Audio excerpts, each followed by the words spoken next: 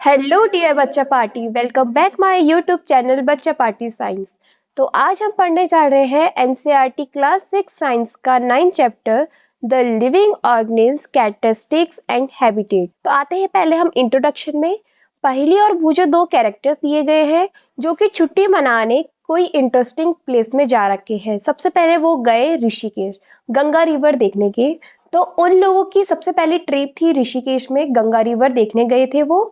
उसके बाद वो हिमालय गए, वहां पे वो माउंटेन्स चढ़े, उधर बहुत ठंडा भी था। They so many kind of trees of this mountain, oak, pines and deodars. तो उस जगह माउंटेन में उन्होंने ये सारे ट्रीज वहां देखे और उन्होंने ये देखा कि जो ये ट्रीज है वो बहुत ज्यादा डिफरेंट है जो उनके प्लेन्स में रहते हैं। In yet another trip, they traveled to Rajasthan and moved on camel through the hot desert. अब वो दूसरी ट्रिप पे गए।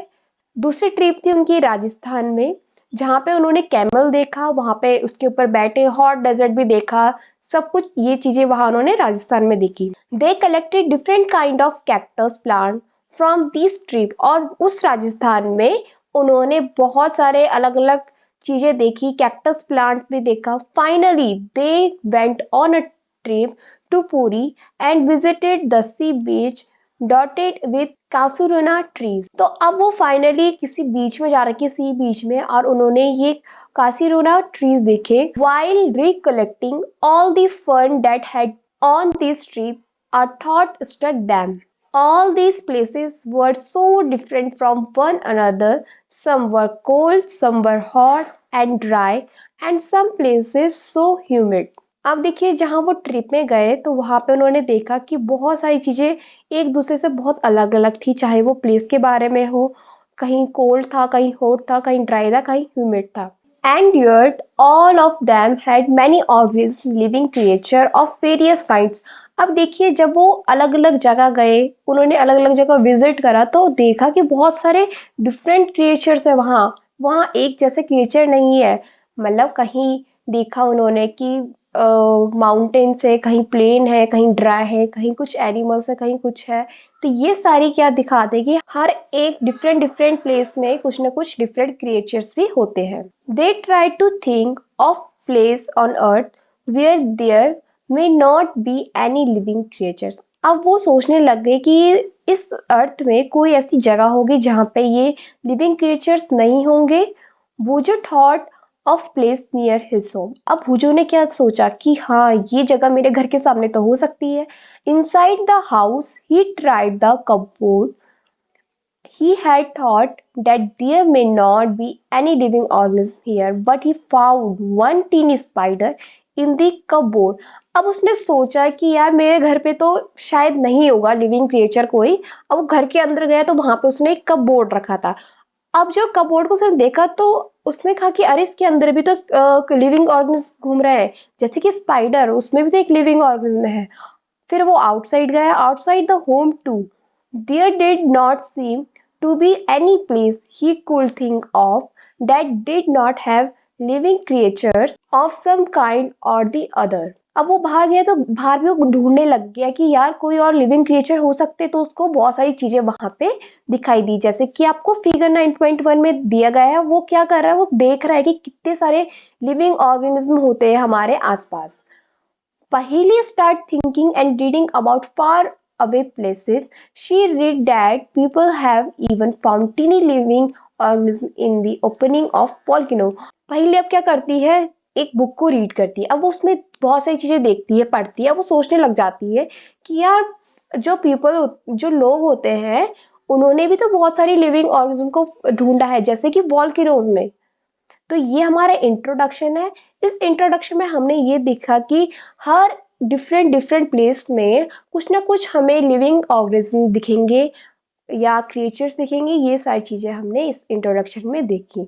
अब आते हैं हम नेक्स्ट टॉपिक में, organism and the surrounding where they live. Another thought that occurred to Paheli and Bhujo was about the kind of living organisms that were present in different locations that they had visited. अब वो क्या करने लगे, दोनों जो पहेली और भूजो थे, वो सोचने लग गए लिविंग ऑर्गेनिज्म के बारे में। जहां जहां वो गए थे, उस लिविंग ऑर्गन्स के बारे में सोचने लग गए। जैसे कि उन्होंने देखा कि जो डेजर्ट में क्या था, कैमल था। माउंटेन्स में देखी गॉट या याक थे। पूरी में देखा कि बहुत सारे क्रिएचर्स थे, जैसे कि क्रैब्स हो गए, बीच में क्रैब्स मिल जाते हैं हमको। Such a variety fish being caught by the fisherman at the sea. और फिशेस देखी जो कि एक फिशरमैन होता है उनको पकड़ता है। ये सब चीजें उन्होंने वहां देखी। And then there did seem to be some creature like ant that were present in all these different location। अब उन्होंने दूसरा कोई क्रिएचर देखा, जैसे कि आंट हो गया, चींटी हो गई, वो प्रेजेंट रहता है हर डिफरेंट लोकेशन में। The kind of plants found in each of this region were so different from the plant of the other region. उन्होंने देखा कि जो अलग अलग जगह थी जहाँ पे उन्होंने विजिट करा, वो प्लांट्स भी अलग अलग तरह के हैं। कहीं पे छोटे हैं, कहीं पे बड़े हैं, कहीं पे ओक ट्री है। तो ये चीजें उन्होंने वहां ऑब्जर्व करी। What about the surroundings in this different region. अब वो क्वेश्चन करे कि अपने सराउंडिंग में उन्होंने क्या क्या चीजें देखी, क्या सब कुछ सेम था कि नहीं था। अब आते हैं हम एक्टिविटी 1 में। Let us start with a forest. अब हम स्टार्ट करेंगे पहले फॉरेस्ट से। Think of all the plant, animal and object that can be found there. अब आप सोचो कि जो फॉरेस्ट है उसमें प्लांट्स होते हैं, एनिमल्स होते हैं, ऑब्जेक्ट्स होते हैं। इन चीजों के बारे में सोचो और आपने लिस्ट बनानी है कॉलम 1 में, जो कि आपको टेबल दी गई है 9.1। नीचे आपको टेबल दी गई है, ये आपको टेबल दी गई है, यहाँ पे आपने फिल करना है। आपने उसमें थिंग्स के बारे में लिखना है, एनिमल्स लिखने, प्लांट्स लिखने, जो कि वहां उस रीजन में फॉरेस्ट में पाए जाते हैं, उसको आपने टेबल में शो करना है। You can collect the example scattered through this chapter to fill 9.1. Discuss also with your friend, parents and teacher to find more example to fill the table.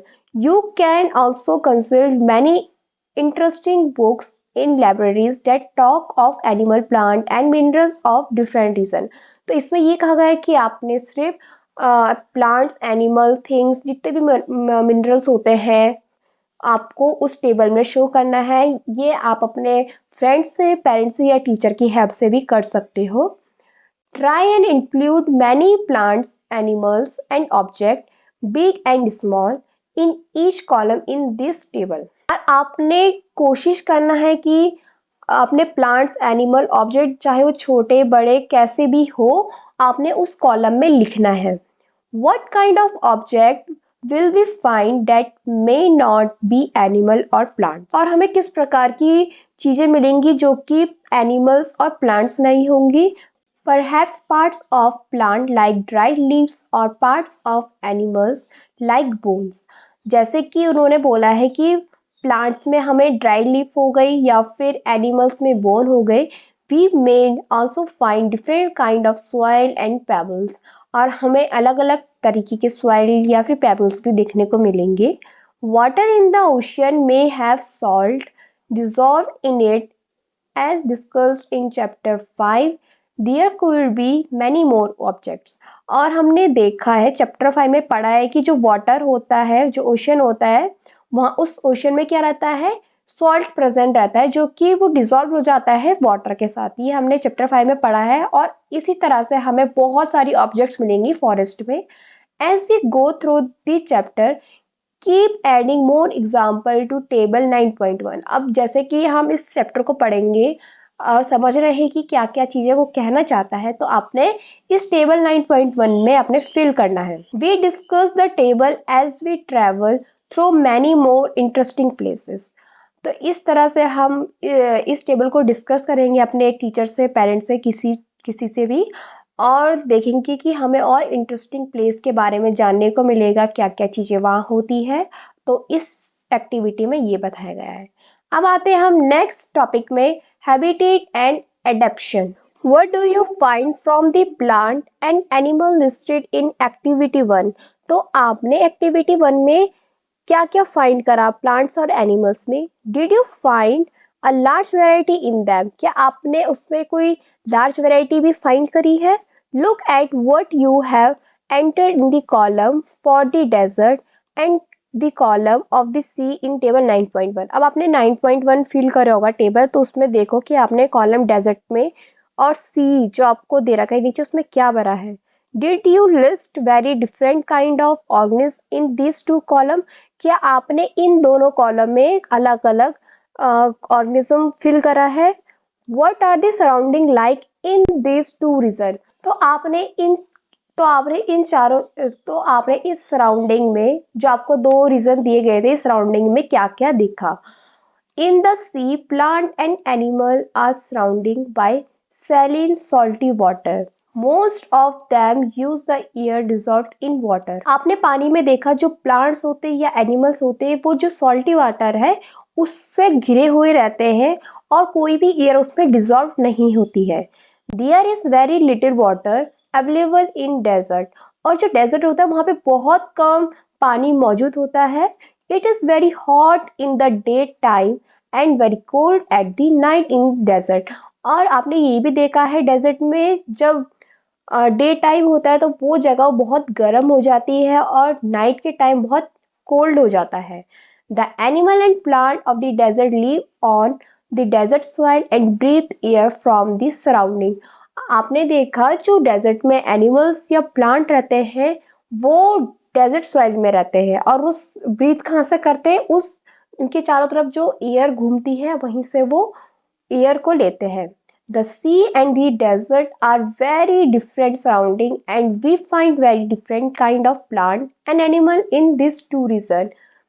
तो आपने देखा कि जो सी और डेजर्ट दिए गए थे उसमें बहुत अलग अलग टाइप के प्लांट्स होते हैं, एनिमल्स होते हैं, ये सब चीजें हमने उसमें देखी.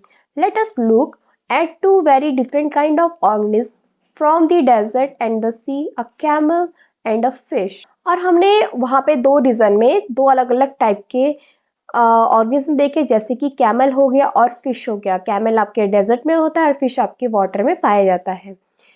The body structure of a camel help it to survive in desert condition.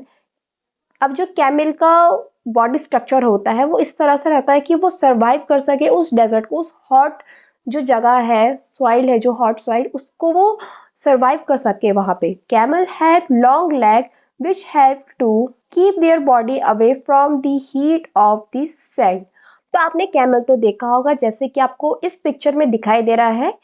यहाँ पे देखो कैमल्स के बड़े बड़े लेग्स होते हैं. वो क्यों होते हैं? वो इसलिए होते हैं ताकि वो जो हीट होती है सैंड की, सॉइल की जो हीट होती है उसको उसकी बॉडी से दूर रख सके, मतलब ज्यादा उसकी बॉडी को हीट ना लगे, इसलिए वो लेग काम आते हैं, इसलिए वो लेग बहुत बड़े होते हैं. They excrete small amount of urine. Their dung is dry and they do not sweat. जो इनका यूरिन होता है वो बहुत कम अमाउंट में होता है. इनका जो डंग होता है, मतलब जो गोबर होता है, वो ड्राई में होता है और इनको स्वेट भी नहीं होता है. Since camel lose very little water from their bodies they can live for many day without water. और जो कैमल होते हैं वो अपनी बॉडी से बहुत कम वाटर को निकालते हैं और वो बिना पानी के बहुत दिन भी रह सकते हैं. अब बात करते हैं हम फिश के बारे में. आपको फिगर 9.3 दिया गया, वहां पे बहुत अलग अलग टाइप के फिशेस हैं. देखते हैं 9.3. ये आपको फिगर में कुछ फिशेस दिखाई दी गई है. देखिए कि वो सब तो सेम दिखाई दे रही है आपको, लेकिन आपको दिखाई दे रहा है कि जो फिश है उनका जो शेप है वो लगभग कॉमन है. All the ones showed here have the streamlined shape that we discussed in chapter 8. और उनका जो शेप है वो ऐसा दिखाई दे रहा है जैसे कि स्ट्रीमलाइन शेप होगा. ये हमने चैप्टर 8 में पढ़ चुका है. This shape help them move inside water. और ये शेप इनका क्यों होता है? वो इसलिए होता है ताकि वो पानी के अंदर इजीली से मूव हो सके. Fish has slippery scale on their bodies. और इनकी जो बॉडी होती है वो थोड़ी फिसलन टाइप की होती है. These scales protect the fish and also help in easy movement through water. जो आपने देखा होगा कि जो फिश होती है उनकी बाहर वाली स्केल देखना, वो थोड़ी फिसलन टाइप की होती है. वो क्यों होती है वो स्केल? वो इसलिए होती है कि ताकि वो प्रोटेक्ट कर सके फिश को, जहां वो मूवमेंट कर रहा है वाटर में, उस वजह से वो प्रोटेक्ट कर सके. We discuss in chapter 8 that fish have flat fin and tails that help them to change direction and keep their body balanced in water.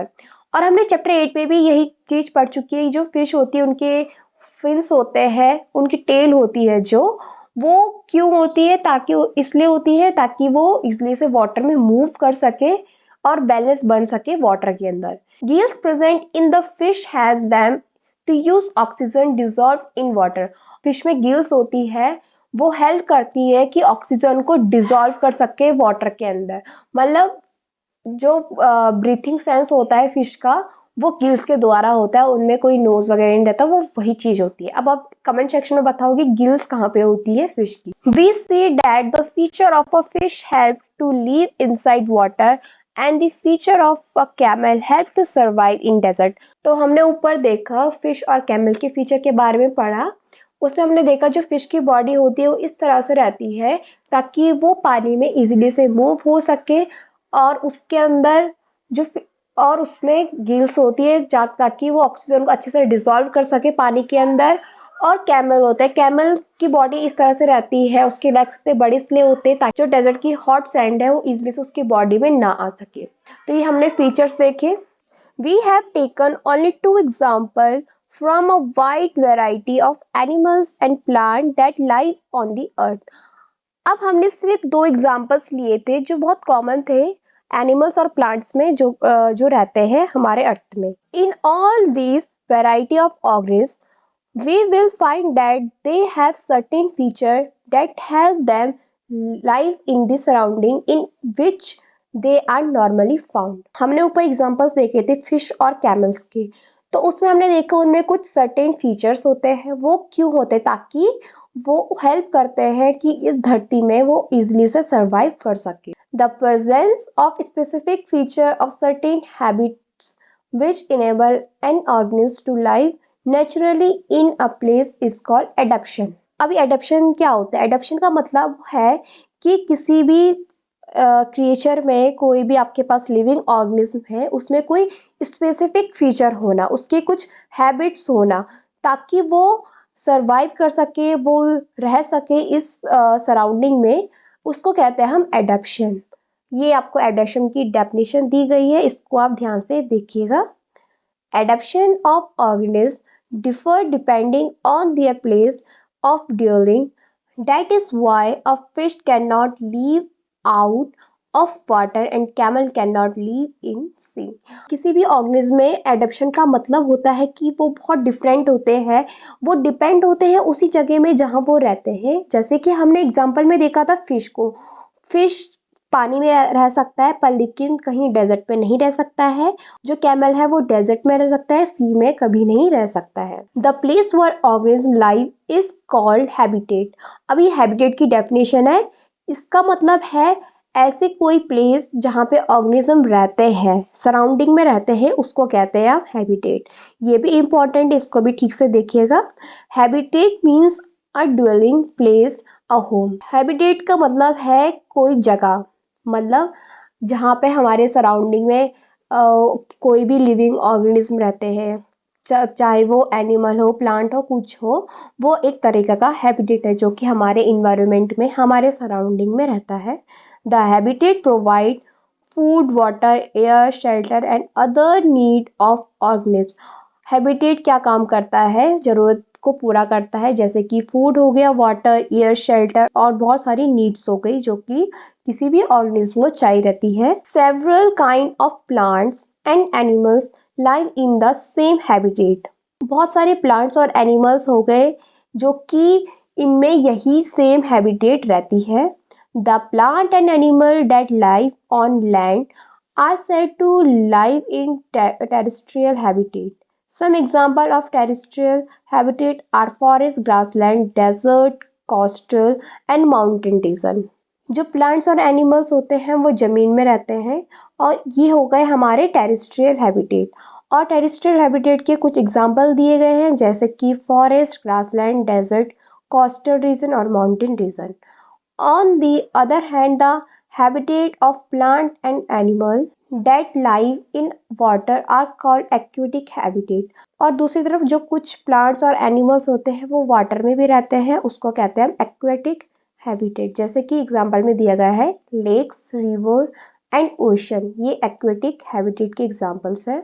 There are large variation among terrestrial habitat like forest, grassland, desert, coastal and mountain region located in different part of the world। और हमें बहुत सारे अलग अलग variation देखने को मिलेंगे terrestrial habitat में, जैसे कि फॉरेस्ट में, ग्रासलैंड में, डेजर्ट में, कोस्टल और माउंटेन रीजन में। यहाँ पे हमें बहुत अलग अलग वेरिएशन देखने को मिलते हैं। The organism both plant and animal living in a habitat और इट्स बायोटिक कंपोनेंट्स। अब बायोटिक कंपोनेंट्स वो ऑर्गेनिज्म होते हैं जहाँ पे प्लांट और एनिमल्स दोनों रहते हैं, दोनों उसी हैबिटेट में रहते हैं, उसको कहते हैं बायोटिक कंपोनेंट, मतलब जहाँ पे लिविंग ऑर्गेनिज्म रहते हैं।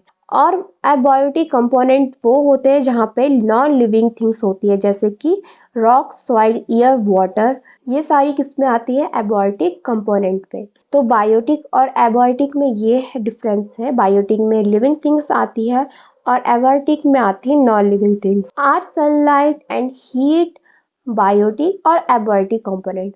अब आप बताइए, जो सनलाइट और हीट है वो बायोटिक में आता है या फिर एबायोटिक में आता है, ये आप कमेंट सेक्शन में भी बता सकते हो। We know that some plant grow from seeds. अब हम लोगों को पता है कि जो प्लांट्स की ग्रोथ होती है सीड के द्वारा होती है। Let us look at the some abiotic factor and their effect on seeds as they grow into young plants. अब हम एबायोटिक फैक्टर्स में कुछ नजर मारेंगे, उनमें देखेंगे कि क्या इफेक्ट होता है सीड का जब हम यंग प्लांट को ग्रो करते हैं। तो आते हैं हम एक्टिविटी 2 में। Recall activity 5 in chapter 1।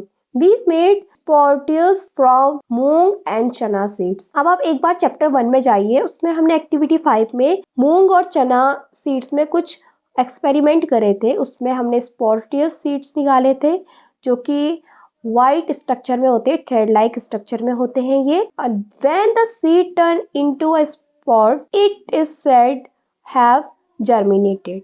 This is the beginning of life of a new plant. अब देखिए, जो सीड थी वो जो नॉर्मल सीड थी वो टर्न हो गई थी स्पॉटेड में, मतलब व्हाइट कलर का थ्रेड लाइक स्ट्रक्चर, उसपे कुछ चीज बाहर आ गई थी। इसका मतलब था वो जर्मिनेट हो रहे हैं, मतलब उस सीड्स में कुछ जीवन आ रहा है, मतलब उसमें एक नया प्लांट भी उग सकता है। ये बिगनिंग, ये शुरुआत होती है किसी भी सीड्स की। कलेक्ट सम ड्राई मूंग सीड्स। अब हम कुछ ड्राई मूंग सीड लेंगे। Keep 20-30 second aside and shock the rest in water for a day. अब हम 20 या 30 सीड्स को वाटर में कुछ दिनों तक रख देंगे। Divide our socket seeds into 4 parts. अब हम उस सॉकेट सीड्स को 4 पार्ट में डिवाइड कर देंगे।